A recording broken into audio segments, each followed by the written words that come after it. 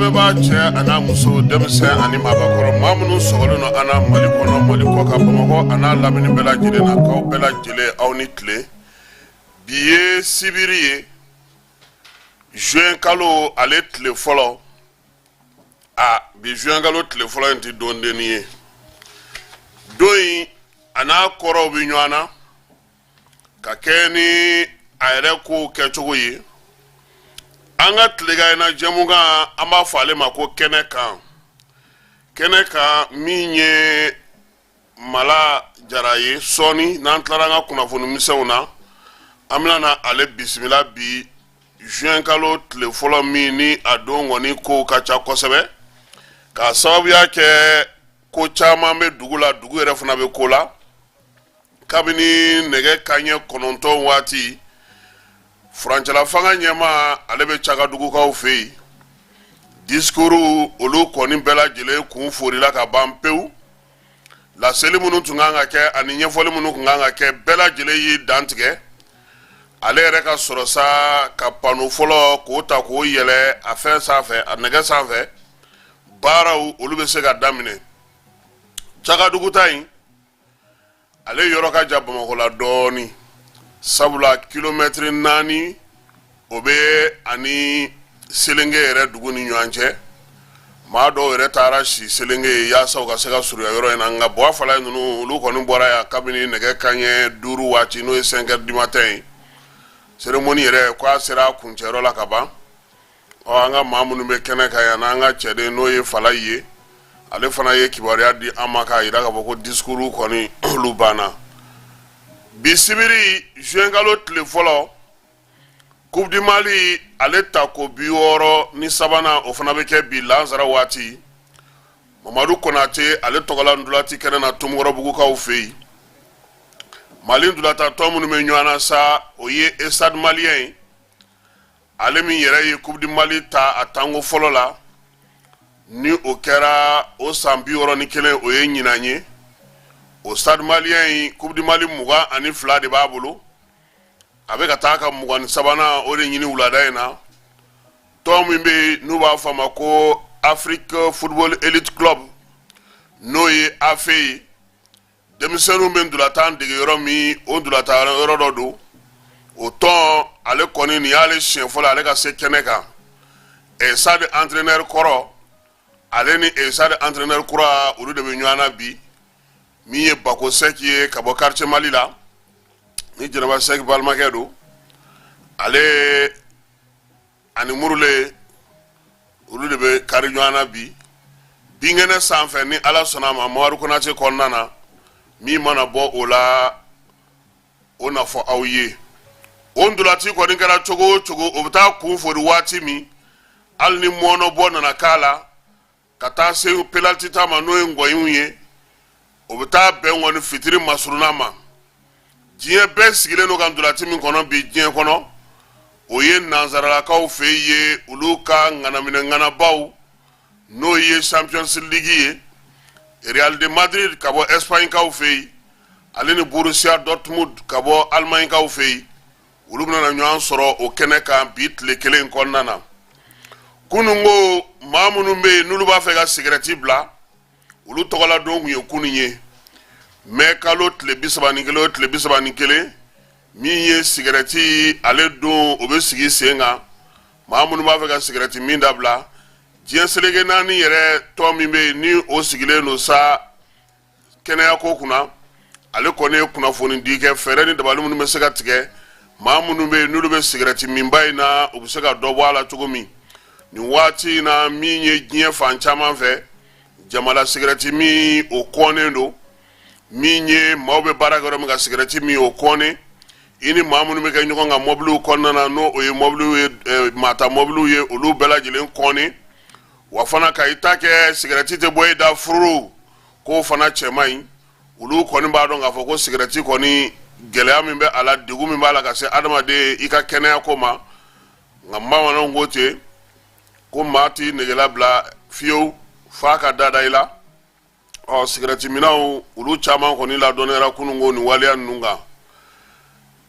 farafinna anw fanfɛ bolo n'o ye worodugu n'o ye woroduguyanfan ye tilebiyanfan ye ka taa se farafina camancɛ bolo ma diɲɛ seleke 4 douane ɲɛmaw olu ka hukumu kɔnɔna na u ye danaya ta ka da inspecteur général de douane Amadou Konate kan. Amadou Konate min na ale Mali douane ɲɛmaaba ye a ko ko a bɛ folili tanu ta ka ɲɛsin maaw ma maa minnu n'u olu kɔni ye baara in bɛɛ lajɛlen kɛ. Ministre des Finances ale ka secrétaire général n'o ye Ablaye Traoré ye ko in kun cɛra ale ɲɛna dunanjigiso dɔ kɔnɔna na Bamakɔ yan min ye tile 2 baara in kɔfɛ sa a yira k'a fɔ ko u ye laɲinibaw de kɛ laɲini minnu b'a to douanelakaw bolodi ɲɔgɔnma o bɛ se ka kɛ cogo min u ka laɲini kɔni y'a yira k'a fɔ ko u bɛnna min kan n'o ye ka baara kɛ ka i bolodi ɲɔgɔn ma fɛɛrɛ ni dabali minnu bɛ sɔrɔ douane bɛ se k'u sinsin cogo min bɔlɔlɔw kan ale ni subahana mansin taabolo kuraw kan u bɛɛ lajɛlen u y'o bɛn ɲɔgɔn ma k'o kɛ feuille de route ye min ye conférence ye a y'a ɲini douanelakaw fɛ u ka jɛkulu kɛrɛnkɛrɛnnenw sigi jɛkulu kɛrɛnkɛrɛnnen minnu b'a to u bɛ se ka kiimɛli kɛ ka kɛ n'u ka sɔrɔw kɛcogo ye ani u ka jateminɛw kɛcogo ye musaka minnu bɛ yen n'u b'olu kamaru u bɛ se ka olu faamu cogo min k'u jigi dalen to u kɛrɛfɛ jamanaw kan u n'olu fana ka se ka baara kɛ a bɛ fɔ min ma sa ko manuel n'o ye plan annuel ye ka se ka baaraw kɛ ɲɔgɔn fɛ u ye da donna nin bɛɛ lajɛlen na jamanaw ni ɲɔgɔn cɛ baara bɛ se ka kɛ cogo min douane kunda min ye ko yɛrɛ nafamayɔrɔba yɛrɛ Mali bolo o ye k'a fɔ jɛkulu in ɲɛmaa dangaya fɔlɔ sa n'o ye premier vice président ya kɔni o taara ka di anw yɛrɛ ka Amadou Konate ma Amadou Konate min fana y'a yira k'a fɔ ko ni Ala sɔnna a ma bɛn kɛra fɛn minnu ka baara kan ka kɛ cogo min na a n'a laboli cogo fɛ yaasa bɛɛ lajɛlen bɛ se k'i ka wasa sɔrɔ cogo min jɛkulu in kɔni maaw nisɔndiyalenba bɔra yan sabula min ye furancɛla fanga ɲɛmaa ye colonel Asimi Goyita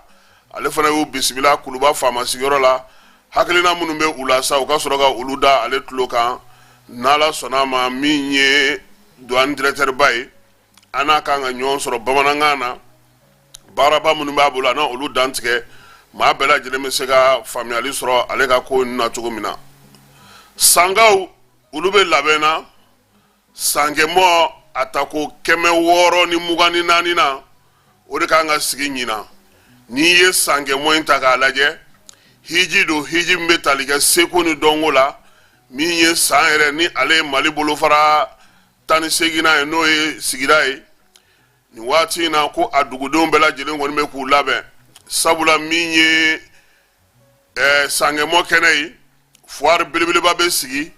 jagokɛlaw bɛ na kalanw bɛ kɛ maaw kunna min ye denmisɛnninw ye master class video kow la olu bɛna o baaraw bɛɛ lajɛlen kɛ min ye san yɛrɛ ye a tile kɔni kɔnɔna na dɔɔni tɛgɛrɛ o tɛ kɔtigɛ faasi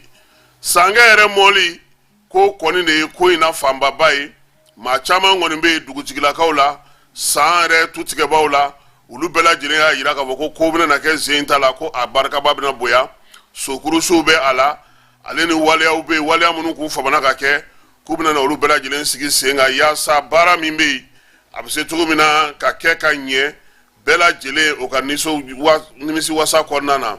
san mairie san dugudenw san kabilatigiw ka taa fara san bolofara bɛɛ lajɛlen kan sanga minnu bɛ kɔ ani minnu bɛ Mali la yan u bɛɛ lajɛlen de jɛlen don k'u bolo di ɲɔgɔn ma yaasa sangɛmɔ in a bɛ se ka kɛ kɛnɛ ye kɛnɛ min ni o kɔni bɛna kɛ nisɔndiya kɛnɛba ye bi ye sibiri ye sini o ye tubabukalo ale tile 2 ye a tile 3 sa examen min bɛ n'a bɛ fɔ o ma ko DEF ale kan ka kɛ Mali fantan ani 4 bɛɛ lajɛlen fɛ ka kɛ ni san laban ɲɔgɔndanw ye min ye minisiriso min bɛ yen n'ale bɛ kalanko kunna k'a b'a da bɛɛ lajɛlen tulo kan ko ka kɛ ni examen ninnu ban waati ye ko maa minnu bɛ yen bi n'olu b'a fɛ ka examen ninnu jaabiw walima ka taa bɔlɔlɔw sigi ka fɛnw sigi sen kan ko olu bɛ sujet kɔrɔw ni fɛnw traiter ko k'a feere maaw ma ko nin waleya minnu bɛ yen ni maaw b'u kɛ san o san ko ɲinan ko min ye ministère de l'éducation ye ale y'a bolo di cybercriminalité ma dɛ Dagabana Adama Kulubali ka yɔrɔ ko u n'olu bɛna baara kɛ ko yaasa maa o maa bɛ yen e kɔni taara fɛɛrɛ tigɛ sa i ye ministère baarakɛla ye o i ye maa wɛrɛ ye o procureur pour cybercriminalité ale y'a da bɛɛ lajɛlen tulo kan min ye ekɔlidenw ni ekɔliden somaw ye maa minnu kan ka taa ɲɔgɔndan na k'u k'u yɛrɛ minɛ nin ko ninnu ma bɔlɔlɔ sanfɛ sabula ko sɛbɛlama tɛ nka ni maa maa kɔni tɛgɛ tar'a la sariya minnu bɛ yen olu na o sariyaw boli maaw kan yaasa bɛɛ lajɛlen bɛrɛ ka kɛɲɛ min ye ɲɔgɔndan ko in na ko wa ko a ɲanginenw olu bɛna n'a to min ye maa minnu kɔni ye gurupu sigi minnu y'a administrateur ye maa minnu mana y'a kɔnɔ i ka numéro mana y'a kɔnɔ walima denba denfa ou bien maa minnu bɛ n'olu ye ekɔlidenw n'olu ka numéro taara y'a kɔnɔ nominɛli a bɛ se aw bɛɛ lajɛlen ma o de la ministère de l'éducation ale kɔni ko olu ye nin ko in kɛ ko yaasa dɔ bɛ se ka bɔ waleya in na cogo min u ni cybercriminalité k'u bolo di ɲɔgɔn ma u bɛna na baara minnu fana kɛ min ye o daminɛna ka ban yɛrɛ o ɲinanda in k'u ye fɛɛrɛ sigi sen kan kabini dɔgɔkun kelen maa minnu kɔni kɛlen don ka nin waleya ninnu kɔni daminɛ sa k'u ɲɛ b'u bɛɛ la parce que anw fana anw b'an jigi da nin de kan koyi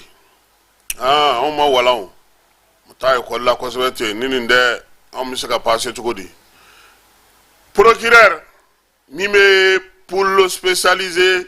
sur n'o o sigilen don criminalité ale ni terrorisme kɛlɛli kama ale fana ye bataki bɔ k'a jira k'a fɔ ko nominɛli kɛrɛnkɛrɛnnen ko bɛna ta ka ɲɛsin maaw ma maa minnu ye denmisɛnnin 9 ninnu bɔnɛ u ni na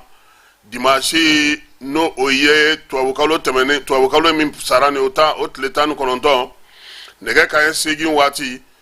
denmisɛnnin minnu tun bɛ ka taa Tɔnbɔkutu sa n'u kun kan ka taa u ka farikolo ɲɛnajɛ baaraw kɛ yaasa u ka se ka taa sɔrɔdasiw ka ko la ko maa minnu kɔni y'u fa sa k'u bɛ ka sɛgɛsɛgɛli kɛ yaasa ka se k'a ko ɲɛɲini minisiriso min bɛ kunnafonidiko kunna ale ni bɔlɔlɔkow a y'a jira k'a fɔ ko tile filanan min bɛ sigi sen kan n'a bɛ fɔ o ma ko deuxième édition de la semaine numérique n'a bɛ kɛ nin kalo in tile 25 ka taa bila tile 23 la a kan ka kɛ Bamakɔ yan CICB kɔnɔna na ko hukumu kɔnɔna na sa o kɔni ye ɲɔgɔndan sigi sen kan ɲɔgɔndan bɛna na tali kɛ sa maa minnu kɔni n'o olu ye subahana mansin ta ka se k'a kɛ ka kɛlɛban cɛfɔ ni kan bɛɛ k'o waleyaw sigi sen kan ani k'a jira k'a fɔ fana ko a bɛ se ka kɛ waleya ye yiriwali bɛ se ka kɛ ni min ye ko ni maa minnu ye baara ko ka bɔlɔlɔ sanfɛ sa k'olu sen bɛ se ka ye ɲɔgɔndan in na ɲɔgɔndan in yaasa i sen ka y'a la sa i kɔni i b'i jija min ye ministère ye o bɛna na maa minnu sugandi o maa 30 i ka y'o la maa 3 bɛ ta olu la u nana jɔnjɔn di olu ma nka ni maa min b'a fɛ sa k'i tɔgɔ sɛbɛn walima k'i ka minɛnw bila ka taa o bɛ daminɛ nin kalo in tile fɔlɔ ka taa kuncɛ a tile 10 bɔlɔlɔ sanfɛla don W3 semaine-numérique.gov.ml. donc ni maa min b'a fɛ sa i sen ka ye a la i b'i ka baaraw bɛɛ lajɛlen kɛ sa k'i tɔgɔ sɛbɛn nin bɔlɔlɔ sira in fɛ n'o ye www.semaine-numérique.gov.ml o la kɔni i sen bɛna na ye a la u y'a jira fana k'a fɔ ko min ye semaine yɛrɛ ye fana ale baaraw bɛɛ lajɛlen kɔni bɛ bɔlɔlɔ sira fɛ ni maa min b'a fɛ i sen ka ye a la nanzaralakaw fɛ yen ko subahana mansinw u b'a ka tiɲɛni kɛ ten u b'a ka tiɲɛni kɛ ten a b'a fɔ minnu ma ko application ko kura faransikaw ye kura sigi sen kan ko tɛntɛni ko ale kɔni kɛlen don a kɛlen don ka taa tugu faransi bi du kɔnɔnaw la dɛ min ye sifinw ye n'o ye denmisɛnninw fitininw ye k'olu kɔni de kɛlen don ka tɛntɛni matarafa a wuli cogo ni fanga ye cogo min ko jama yɛrɛ bɛ k'a yɛrɛ ɲininka ko n'o y'a sɔrɔ nin ko kan ka to sen na min ye tɛntɛni ye ale ye application min dilanna faransikaw fɛ k'a kɛkun kun ye ka se k'a to sa ni i den min jardin na i k'a ye i ka se ka bɔ a ka kunnafoniw kalama maa minnu bɛ fana n'olu ye bangebaaw ye n'olu bɛ fɛ ka kibaruyaw ɲini u denw kan yaasa u ka se ka kɛ ko nka ko nin waati laban in na denmisɛnninw yɛrɛ y'a yɛlɛma k'a kɛ fɛn wɛrɛ ye u y'a kɛ min ye sisan kɔni n'olu y'a minɛ fa tɛ yen ba tɛ yen fɛn fɛn ka d'u ye u nikankow u b'olu bɛɛ lajɛlen kɔni bila a sanfɛ yaasa ka se ka u dogo u somaw la u ka ko kuntanw k'a kɛ o kɛyɔrɔ ye ko yalama TikTok bɛ ka balaw min wuli bi diɲɛ kɔnɔ kuma tɛ an farafinnakaw fɛ yan ko jamanaw bɛna u sigi fana ko nin tɛntɛnni fana kana don an fɛ yan wa ɲininkali tɔ min kɔni bɛ yen ko wɔlɔfɔw ko a foyi tɛ don olu fɛ yen tuguni n'olu a tigiw n'olu ma bɛn ko kan yaasa olu n'a bɛna kɛ damatɛmɛ ye u k'a datugu pewu a ko bɛɛ lajɛlen ka ban an ye kibaruya sɔrɔ k'a fɔ ko kɔnakaw fɛ yen dumuni feerela dɔ ale n'a cɛ n'o ye sɔrasi kɔrɔ ye k'u kɔni ye olu bɔnɛ u ni na waleya in u y'a yira k'a fɔ ko siganamaw kɔni o de tɔgɔ bɛ ka fɔ nin ko in na ani jɛkulu marifatigi minnu n'olu ma lakodɔn nka maa ninnu kɔni kɛlen ka waleya in kɛ u ye duuru don fiɲɛ na ka taa kɔna kɔnɔna na bi a ye maaw ga o kɔnɔna na kosɛbɛ sabula nin waleya ɲɔgɔnna ninnu maaw kun sigilen tɛ n'a ye an ka hijitala minnu taara Mali ale ka bolo kan n'o ye gouvernement ka hijitalaw ye olu kɔni olu sera yen Egypte Air ale taara ni maa min ye o ye maa 308 ye u sera Medinikaw fɛ yen min ye dugu sanuma in na an ka cɛden n'o o ye Jawara ye ale bɛ kɛnɛ kan yen a ye u ka kunbɛli fɔ an ɲɛna cogo min ye u ka dumuniko ye a y'a da don o fana na o fana ko bɛ cogo min na u kunbɛlen kɔfɛ an ka jɛsa min ye Jawara ye an bɛ se ka ale sɔrɔ cogo min ale ka ɲɛfɔli ka an ye malidenw minnu taara ka ban makankaw fɛ olu ka dumuniko bɛ cogo min. Bi alamisa bayina mɛkalo tile 21 waati Saudi Air la gouvernement ka ijidenw avion fɔlɔ. Ayiwa bɔlɔlɔsira ninnu u ko bɛ taa kuma dɔw la dɛ a bɛ sɔn a bɛ ban a bɛ sɔn a bɛ ban wa min ye Jawara ye an n'a a lajɛ n'an sera k'a sɔrɔ waati kɔnɔna na sabula min ye a ka nɛgɛjuru sira ye a y'a caman min na a bɛ ka ja ka jɔ bɔlɔlɔsira ninnu don olu fana kow ka ca kuma dɔw la an b'an ka kunnafoniw kun cɛ ni min ye o ye k'a yira la k'a fɔ ko min ye minisiri kɔrɔ n'o ye Ayisata Bɛngali ye ala ye ale ka kalifa minɛ a la Ayisata Bɛngali ale ye seko ni dɔnko minisiriya kɛ an ka jamana kɔnɔ ani dunanjigisow min ye Amadu Tumani Ture tuma min na o bɛ fanga la u y'a yira sa k'a fɔ k'a ka janajaw kɔni kan ka kɛ bi ni ala n'a kira sɔnna ma an bɛ dugawu kɛ sa ala k'a dayɔrɔ sumaya ala k'a fara silamɛ suw kan ala k'an bɛn ka saraka bɔ a ye o bɛ dan segi an ka kibaruya fɔlɔw la min ye Malamin Jara ye an n'ale bɛna ɲɔgɔn sɔrɔ ale kun taara taama la Burkina Faso kaw fɛ yen Burkina Faso taama mun bɔra a kɔnɔ a baaraw kɛra cogo min na sa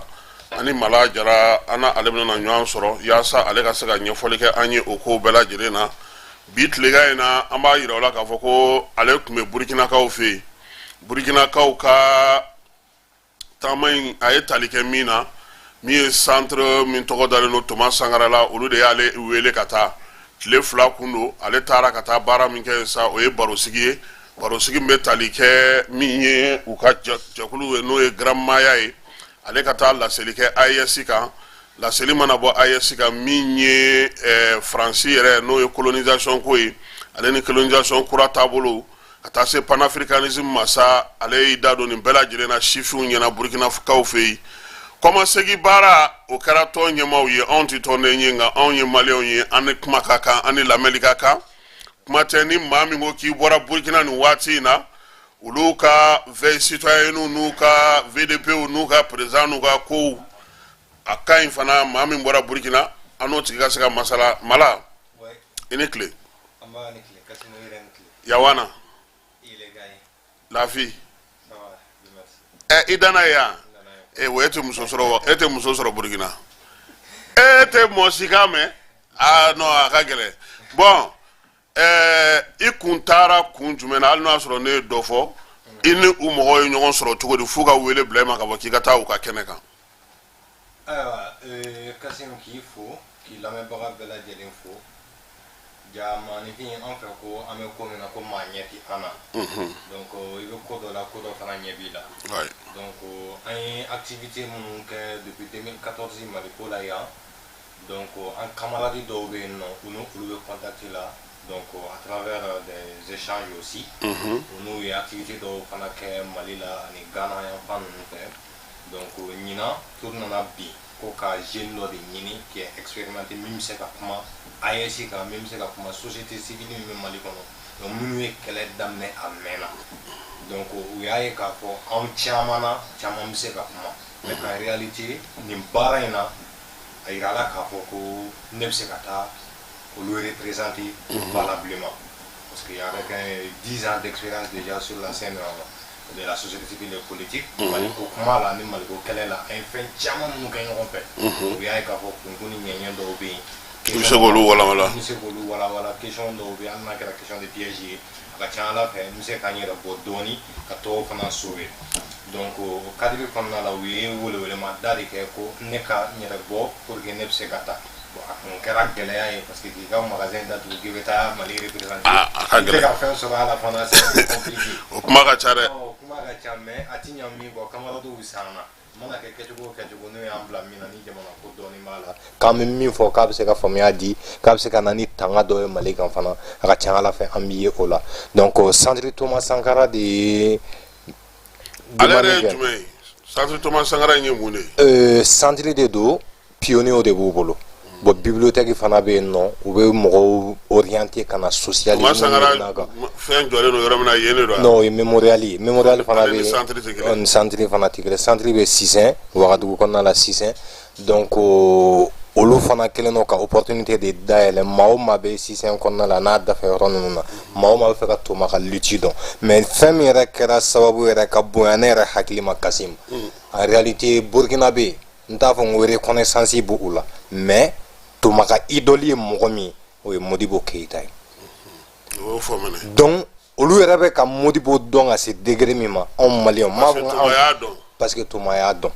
en même temps centre yɛrɛ présidente n'o ye INEM ye a y'a ɲini Modibo ka œuvre fɛn fɛn bɛ yen parce que ko Modibo ma lakodɔn diɲɛ fɛ ko ni Modibo lakodɔnna diɲɛ fɛ don min na ko ale dalen b'a la k'a ko Mali bɛna lafiya Farafinna bɛna lafiya bi diɲɛ bɛna mɔgɔba dɔ dɔn a salen kɔfɛ min ka miirina bɛ se ka diɲɛ lafiya donc u yɛrɛ ko k'u bɛ voyage dɔ labɛn ka na Mali la le 13 pour que ka na Modibo ka document le 13 juin nin kalo min yɛrɛ jɔlen filɛ nin Modibo ka document bɛ n'u bɛ se k'a sɔrɔ k'a traduction kɛ anglais la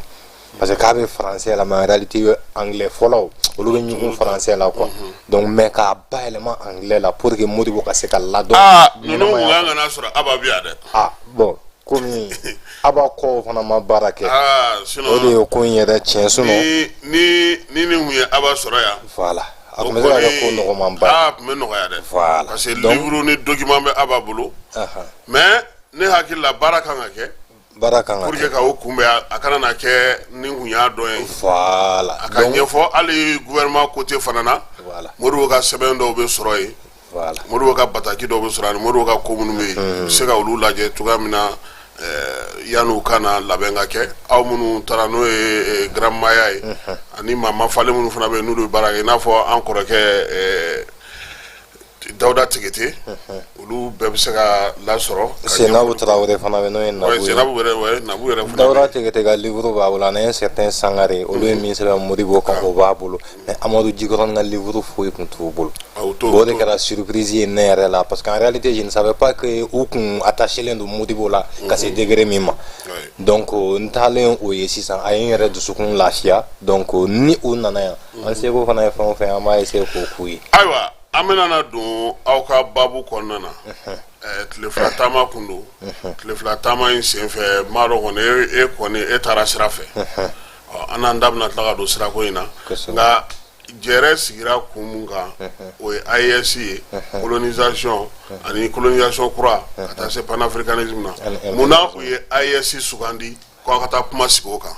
en réalité bi Kasim Mali dɔrɔn de tɛ ka AES nafa dɔn fɔlɔ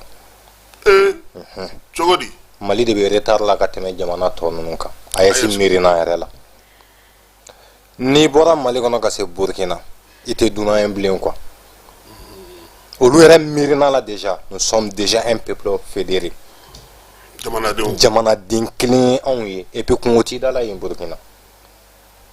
fɛn o fɛn b'u fɛ k'a f'i ye pour que i bɛ se ka i yɛrɛ santi i fɛ yen u b'o sira bɛɛ dayɛlɛ i ye i b'i fɛ yen quoi au fait 100%.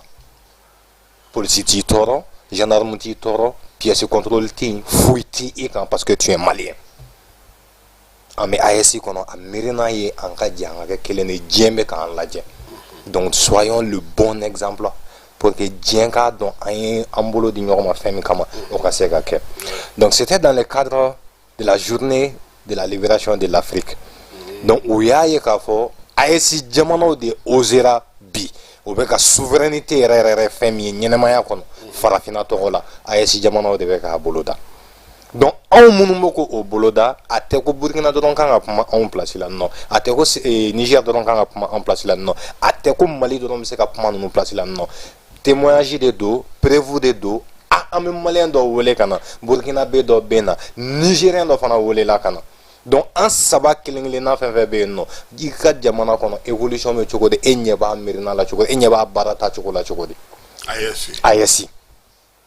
donc nigérien o ye kuma de o fɔlɔ ma o y'a ta ɲɛfɔ gɛlɛya minnu b'u ka société kɔnɔ o y'olu ta k'o ɲɛfɔ gɛlɛya minnu b'u ka sira kan o y'o ta k'o ɲɛfɔ burkina yɛrɛ kɔnɔna la problème minnu fana bɛ yen nɔ société civile dɛsɛlen don ka minnu résolu ni ɲɛmaaw fana tulo ma don a la fɔlɔ peut-être an b'a fɔ ten ou bien n'u ma se ka solution sɔrɔ a la fɔlɔ olu fana y'o exposé bon anw fɛ yan belebele minnu fana bɛ anw fɛ yan ne ye dɔw fɔ ka dɔ fana to yen pour que fɛn dɔw bɛ yen a ka se ka ɲɛɲini fɔlɔ a ka se ka faamu a ka se ka ɲɛdɔn. mais e yɛrɛ ka kuma fanba ye tali kɛ jumɛn de kan AES baro in na. bon AES baro la question kun bɔlen don fɔlɔ anw ka yecogo ye jumɛn ye fédération ko la kelen AES est ce que an dalen b'a la k'a fɔ k'an bɛ se a kɔrɔ wa fila n'an bɛ se a kɔrɔ peuple ka rôle n'a ka responsabilité bɛ se ka kɛ jumɛn ye en même temps an ka priorité ye jumɛn ye walasa AES ka sɔrɔ ni AES sɔrɔla a bɛ se ka taa bange farafinna ka kelenya la cogo min na kelen ani peuple minnu bɛ yen nɔ ni impérialisme y'u détruit donc olu bɛ se ka fara ɲɔgɔn kan cogo min na et puis farafin minnu bɛ diɲɛ ɲɛfɛ i n'a fɔ Martinique i n'a fɔ Nouvelle-Calédonie filɛ nin cogo min i n'a fɔ Haïti bɛ cogo min na parce que an ka intervention kɔnɔna la il y a eu des haïtiens minnu kumara ja olu fana bɛ ka AES ko in k'a suivre de très très près. Il y a eu des Paraguayens aussi, qui activité suivent de très très près. Il y a eu aussi des Martiniquais qui suivent de très très près. Congolais qui intervention nana, Haïtiens qui intervention nana. Au lieu de faire bi, au lieu de Maliens, au lieu de Haïti là, merci beaucoup. Parce que quoi digia là, ni Haïti échouera dans le faire que kanga refa. Au lieu de mirina odi. Parce que au moins bébé ambulo bi demain sugu bébé bi, dien bébé bi quand on demain. Fona kera on yɛrɛ parce que en réalité ɲɛmaaw bɛ ka taa ka peuple to bon n'i bilara peuple ɲɛ Kasima a bɛ kɛ n'a fɔ n'i yɛlɛla chaise kan k'i gulon sanfɛ ni chaise cɛra ka b'i kɔrɔ i yongonen bɛ to donc an y'o kuma ninnu de analyse kɛ k'an hakilinaw fɔ anw yɛrɛ fɛ priorité ye jumɛn ye bon Gramu ka proposition na la sécurité précède le développement parce que ni ma ɲɛ bɛ développement kɛ diɲɛ kɔnɔ a k'a sɔrɔ i lakorilen don fanga b'i la i bɛ se k'i yɛrɛ kɔlɔsi donc i n'a fɔ anw jɛra cogo min na ni Burkina jɛra cogo min na ka Niger soutenir CEDEAO ko k'u b'a attaquer an ye communiqué conjoint min kɛ hali sisan ni Burkina bɛ dɔw b'a fɔ u bɛ kasi Nigérien min yɛrɛ bɛ yen a bɛ ka kuma in an bɛ ka kuma in fɔ a kɛrɛfɛ a kasira quoi a ko k'ale tun t'a dɔn ko ɲɛnamaya kɔnɔ ko farafinna jamana dɔ bɛ se ka bɔ k'a bɛ farafinna jamana dɔ soutenir tiɲɛ kan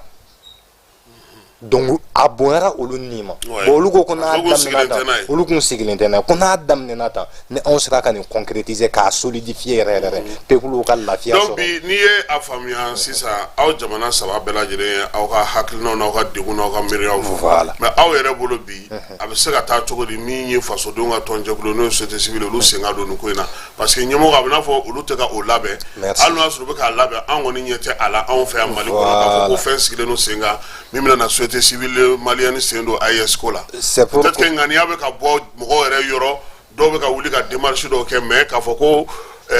fanga bɛ nin kalama k'a fɔ nin bɛ sen na nin bɛ ka kɛ jamanadenw tɔgɔ la. En réalité nos autorités ne sont pas prêtes ne ɲɛ bɛ o de la sinon i bɛ ka société civile ne ye assise in ye quoi n taara assise kɛnɛ kan donc j'ai vu ce qui s'est passé société civile bɛ yen cogo min na j'ai vu de mes propres yeux ni i bɛ ka relation bɛ cogo min na parce que en réalité ni jamana kɔnɔden minnu bɛ yen minnu b'u ka jamana fɛ k'i ye a y'enquête de k'a bɛɛ kan fɔlɔ les Imhotep baya la anw n'olu de bɛ ka baara kɛ tout le monde les connaît donc société civile veille citoyenne mɔgɔw u organiser len don cogo min na je suis parti voir de mes propres yeux ni i bɛ cogo min na il y a eu des donsos aussi, il y a les Congolais aussi, nous le groupe d'autodéfense, mon chou va la bombe ou fédérer les non mais au lieu de patrouiller qui chauffait en plus des forces de sécurité et de défense. Donc, au lieu de organiser les autres choses, nous avons la société civile là. Allez VDP,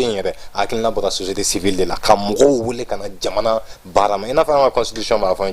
la défense de la patrie est un devoir pour tous citoyens. Donc, anw ka responsabilité ye min ye anw ka devoir ye min ye degun o degun bɛ se ka bange ni sira in bilali la anw kan k'o de ɲini k'o ɲɛdɔn wa n'a ɲɛdɔnna k'a lase ɲɛmɔgɔw ma u kana ɲinɛ u kana saliya u ka se k'a baara kɛ comme il le faut mais Mali autorité renfermelen don a yɛrɛ dɔrɔn de kan a jɔrɔlen don a yɛrɛ de la mais u jɔrɔlen tɛ jamana kɔnɔdenw ka bien-être bɛ se ka kɛ cogo min o de ye kɔnɔnagwan yɛrɛ ye min bɛ Mali kɔnɔ mais a tɛ Burkina injustice sociale c'est très minime là-bas c'est pourquoi IB avance à grands pas injustice sociale ale ni jɛkulu minnu fara ɲɔgɔn kan ne dun kuntilennaw bɛ taa ni ɲɔgɔn ye tɛ taa ni ɲɔgɔn ye dɛ kelen de don u tɛgɛ de bɛ ɲɔgɔn bolo ka taa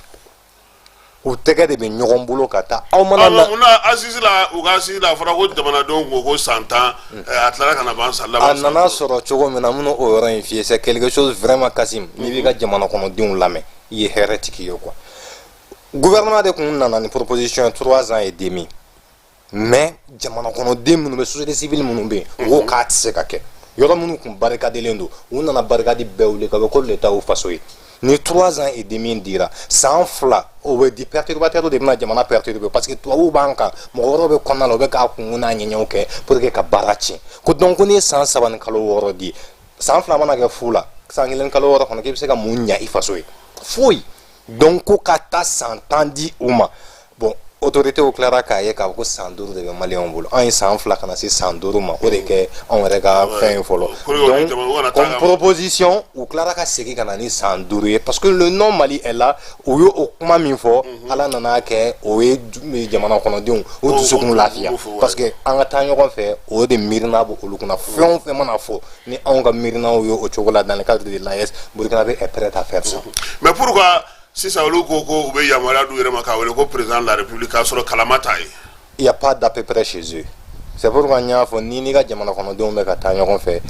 non o dɔrɔn il y a pas d'à peu près chez eux là o t'olu fɛ yen jamana kɔnɔdenw bɛ nin ne fɛ n ka faso kɔnɔna la n'i y'a lamɛn k'i n'o bɛ ka jɛ k'a kɛ o de y'a to n y'a fɔ injustice sociale y'a to maliyɛn ma organiser parce que ne ma min faamuya tubabukan kalannaw ani maa minnu bɛ yen ni olu bɛ n bɛ se k'a fɔ cogo di minnu bɛ tubabukanw ma mun fɔ a diyar'u ye ka tɛmɛ u yɛrɛ ka kanw kan ka u bɛ ɲinɛ yɛrɛ ko kodɔn tɔ bɛ an yɛrɛ fɛ yan yɛrɛ olu bɛ mun fɔ olu ko de ko hali don dɔ la ne delila k'a fɔ yan ko colonel Assimi Goïta président de la république mɔgɔ min ye ne wele i b'a fɔ ko o kuma in dɔrɔn tɛ ko parce que ko kalama t'a ye ko anw yamaruyalen tɛ k'a fɔ a ma ko président de la république n ko tiɲɛ don n ko fili bɛ mɔgɔ sɔrɔ n ko il est président de transition mais Burkina kalama ta i y'a kɛ ka sɛbɛn kɛ ka min ye charte ye k'a modifier jamanadenw de ko ten wa ou bien gouvernement kun ka proposition de don jamana kɔnɔdenw ka imposition de don o ko bi olu tɛ martyr nɔfɛ tuguni k'a fɔ ko président kana a ka faga i n'a fɔ Toma fagara cogo min na k'olu t'o nɔfɛ donc président de transition ko fɛn de don chantage fɛn psychologique de don donc tant que a b'i kunkolo kɔnɔ diɲɛ donc i ye président de la transition tu n'es pas rassuré i tɛ baara kɛ quoi i tɛ baara kɛ en même temps pouvoir dɔ bɛ yen nɔ o t'i bolo fana tu n'as pas le plein pouvoir donc jamana kɔnɔdenw mago bɛ min na pour que ka plein pouvoir d'i ma i ka se k'a kɛ parce que u dar'i la o tuguri kɔ fɛn min kama i bɛ k'o jigiya fa donc bi ye an ka président de la république de fɛn min b'i kɛ république o tɛ anw voix yan donc bi an y'an voix d'i ma sans passer par le vote donc o y'o est-ce que jamana tɔw la an bɛ min ye kosɛbɛ bon mun kɛlen don taabolo ye ni u y'o kɛ tan cogo la k'a fɔ k'u y'a ta k'a d'a ma ko jamanadenw ko tɛ k'a sɔrɔ u ma kalata kɛ est-ce que o bɛna n'a to dɛmɛbagaw ni maa minnu bɛ n'u kɛlen don k'u yɛrɛ minɛ u bɛ na et puis dɛmɛbaga diɲɛ kɔnɔ bi Kasim bɛɛ mago bɛ AES la pour deux raisons minnu bɛ fɛ u n'a ka jɛ ka baara kɛ parce qu'en réalité diɲɛ bloc fila de le bloc de l'Est et le bloc de l'Ouest bon bloc de l'Est bi u bɛ fɛ k'u renforcer bon olu nana ye k'a fɔ u ni anw de bɛ se ka baara kɛ donc olu fana nana fara anw kan donc olu bɛ diɲɛ fan o fan Nicaragua ambassadeur bɛ yen nɔ o yɛrɛ accès ka nɔgɔ ka tɛmɛ bɛɛ kan yen nɔ hali a ka accès ka nɔgɔ bi ka tɛmɛ hali Mali ambassadeur ka Burkina Cuba ambassadeur bɛ yen nɔ ambassadrice bɛ yen o ka accès ka nɔgɔ bi ka tɛmɛ hali Mali ambassade ka Burkina yen nɔ tellement que aujourd'hui ils se sentent fiers parce que il y a ces deux blocs là an ka bloc socialiste olu ka laɲini tɛ foyi ye olu fana ka influence ka diɲɛ mara pour que basigi kana diɲɛ kɔnɔ russiw bɛ don o de kɔnɔna la chinois bɛ don o de kɔnɔna la nord coréens olu bɛ don o de kɔnɔna la bon anw ka Modibo ninnu ka hakilina o de Toma ka hakilina ye o de Seni Kuncɛ ninnu ka hakilina ye o de donc Kwame Nkrumah ni Sékou Touré olu ka donc faut que jamanadenw wa foyi kana c'est le peuple même qui est le centre d'intérêt de toute leur politique. ayiwa mala dakun fɔlɔ tun ye AES ye finalement aw bɛnna mun kan AES ko la aw fasodenw jɛkulu an bɛnna ko ka société civile de l'AES dɔ créer bon anw kun y'a initié a mɛnna mais en réalité on n'a pas eu de soutien de nos autorités de la part de nos autorités bon ani minnu bɛ k'a kɛ n'olu ye Nigériens ni Burkinabéw ye donc u kun ko olu passera déjà u ni CDM kun ye bolo kan di ɲɔgɔn ma kɛ fɔlɔ ça déjà depuis plusieurs mois déjà ou qu'on a un CDM la contact là mais en réalité un CDM ma se ka sigi ka o kuma préparé la tigɛ et puis document minnu kun kan ka ci anw ma fo bi a ma se ka lasɔrɔ fɔlɔ mais la fois dernière Dieu faisant bien les choses un CDM mɔgɔw ye ɲɔgɔn rencontré dans un cadre bien particulier aussi ne o ye Assimi ka 3 ans d'investiture ye o bɛ k'o min labɛn o y'a ɲini an fɛ an ka jɛ an k'o labɛn o kɔfɛ peut-être on a pas AES ko in kan si ils sont décidés k'an ka taa ɲɔgɔn fɛ parce que o de y'an ka laɲini an bɛɛ ka fara ɲɔgɔn kan an k'an janto an faso la o de la fanga bɛ kɛ an na an bɛna an kɔkɔ da fɛn min na autorité kelen tɛ se an ka nkalon bɔ a la autorité minnu b'an kun u kelen tɛ se k'a kɛ wa peuple dɔrɔn tɛ se k'a kɛ. mais e yɛrɛ bolo mun bɛ ka danfara don fasodenw ka tuguli jɛkuluw ye ani anw taw ni ɲɔgɔn cɛ Burkina ta par exemple i ye min fɔ bi jɛkulu ye kelen ye min ye kuntilennaw ye olu bɛɛ lajɛlen dɔnnen don. Kasim kodɔnna ka ca Burkina ni Mali ye bi. cogo di mala olu b'u mago dɔn quoi u mago ye fɛn min u b'a dɔn u b'u faso fɛ fana Burkina bɛ mɔsi de y'i jɔlen ne jɔ k'a jɔ k'ale faso de y'a ka ala fɔlɔ ye ko o reconnaissance o de ye ala fɔlɔ ye parce que ala y'i da k'i kɛ mɔsi ye ka dugukolo de d'i ma ko yan y'i ka yɔrɔ ye donc pour que i ka ala dɔn f'i ka passer par ça donc olu bɛ ala fɛ olu bɛ ala dɔn olu bɛ tugu ala la donc sira kelen min bɛ olu bolo pour arriver à Dieu là c'est leur pays mais Malien ka nata de y'a to Malien ma se ka fɛn ɲɛ sɔrɔ an t'a kɛ dɔw ye caman parce que n'i y'a ye an bɛ degun kɔnɔ bi caman de sababu y'a to an bɛ degun kɔnɔ fitinin tɛ o marabagaw surtout sinon k'a fɔ ko maradenw nɔ foyi t'a la maradenw nɔ foyi tɛ jamana in tiɲɛni na et puis minnu kalannen don n'u ye tubabu kalan kɛ n'u ye arabu kalan kɛ olu de ye jamana in coro donc o de tɛ Burkina au Burkina c'est la culture qui prime surtout o ka éducation de base ye min o ka société ye formation minnu ancré ou la formation endogène minnu ancré ou la depuis à bas âge o bɛ ka évoluer n'o de n'o ye jogo tilennenya mɔsi tilennen n'a ka ɲɛnamaya kɔnɔ aw mana bɛn fɛn o fɛn kan a bɛ tugu a la et puis ils sont très bien organisés olu ka société kɔnɔna la hali n'a kɛra san commune dɔrɔn ou bien sigida dɔrɔn ɲɛmaa de bɛ bila denmisɛnninw na ɲɛmaa mana fɛn o fɛn kɛ tɔ bɛɛ bɛ tugu a la sans expérience sans chercher à comprendre et puis critère dɔ de fana bɛ yen min bɛ maanifin kɛ ɲɛmaa ye jogo dɔrɔn nin bɛɛ b'an yɛrɛ fɛ yan o ye bon nin t'anw fɛ yan Kasim bilen a bɛ yan fan jumɛn fɛ a tɛ ka lawaleya de a tɛ ka lawaleya n kan b'o de ma mais olu t'anw ka lawaleya de o bon n ko lawaleya de ye danfara ye an n'u ni ɲɔgɔn cɛ mais yan bi moyen bɛ di dɔw ma k'u ka baara kɛ en réalité ils vont manger ça u tɛ se ka foyi kɛ et puis olu de bɛ tila k'a to yɛrɛ transition lagosi yɔrɔ bɛ sɔrɔ u la mais an bɛ taa min o transition mɔgɔw ka tila k'u sigi k'o lajɛ an bɛ ka baara min kɛ an bɔra yɔrɔ min na transition ma se yen fɔlɔ 2014 ka na se bi ma ça nous fait plus à peu près 11 ans d'expérience an bɛ baara min na an b'a dɔn an bɛ k'a kɛ kɛcogo min na an b'a ɲɛ dɔn et puis olu yɛrɛ b'an dɔn très bien o b'an dɔn parce que fɛn dɔw bɛ yen an y'olu fɔ ɲɔgɔn fɛ donc sisan aw bɛnna o de kan AES ka se ka fara ɲɔgɔn kan jamanadenw ka se ka fara ɲɔgɔn kan ka AES u fana bɛ se ka kuma nous sommes le bouclier de nos états on ne va pas protéger nos autorités on va protéger nos pays autorité b'a kɔnɔ an ka intérieur wɛrɛw b'a kɔnɔ an bɛ se ka pression min kɛ extérieur la an b'o kɛ an bɛ se ka pression min kɛ interne kɔnɔ pour que yɛlɛmaw ka dɔn parce que n'i ko Assimi kelen ka décision dɔ ta bi a tɛ se parce que mɔgɔ wɛrɛw bɛ yen nɔ qui font le poids et tout mais ni jamana kɔnɔdenw nana don i ni mɔgɔ o mɔgɔ cɛ k'i ka nin ta jamana ka intérêt kama i bɛ se k'a ta o bi Assimi ka bɔ Bamakɔ yan ka taa se Kori frontière yanni an ka se fɛn ma Kori an ka se Kori ma plutôt poste 4 de bɛ yen nɔ anw yɛrɛ ka jamana kɔnɔ marabagaw olu bɛ tɔɲɔ min da étrangers kan an ka dugu kɔnɔ étrangers fana taara o image kelen bila u ka jamana kɔnɔna la même les états membres de l'AES la olu ka jamana kɔnɔden minnu bɛ bɔ anw fɛ yan k'u bɛ t'u ka jamana kɔnɔ u bɛ tɔɔrɔ ni ɲani min sɔrɔ ça fait honte ça n'honore pas l'image du Mali bon anw bɛ ninnu ɲani yɔrɔ jumɛn na tan Segu poste min bɛ Segu 200 bɛ sara yen poste min bɛ Kurucala la 200 bɛ sara yen Kori donda 400 bɛ sara Kori bɔda 400 bɛ sara et puis hali u tɛ négociation k'a la papier t'a la foyi t'a la aucune forme dans aucun cadre aucune explication ɲɛmɔgɔ minnu bɛ olu tɛ foyi fɔ u tɛ foyi a ka da olu de ye o mais a tɔnɔ bɛ jɔn ka anw donc anw fana donna Burkina u ko ko aw bɔra Mali la sisan ils ont pris de l'argent avec nos citoyens non donc on va faire la même chose mais sauf que olu fɛ yen nɔ u ka responsable minnu bɛ yen nɔ u ka accès ka nɔgɔ don fɔlɔ min na an bɛ don Faramana c'était vers 3h du matin ala y'a kɛ o kun ye mɔgɔ 25 ka pièce minɛ qui était à jour mɔgɔ 5 ka pièce n'était pas à jour les chauffeurs sont venus olu taara expliquer u m'o olu lamɛn ne ye n kanu ko ma yɛrɛ intervenir parce que n bɛ ka taa cadre min kɔnɔna la je connais ça je comprends pourquoi n nana sira yɛrɛ fɛ fana pour que ka réalité minnu dɔn n yɛrɛ ka kɛ témoin ye n nana n kumana u ka chef de poste fɛ n ko chef bi c'est vrai i ye kuma min fɔ argument min fɔ tiɲɛ don an ka maliyɛnw u ye wari minɛ bɛɛ la sans exception c'est vrai mais ala y'u yɛrɛ maliyɛnw ayi an m'a minɛ anw maliyɛnw na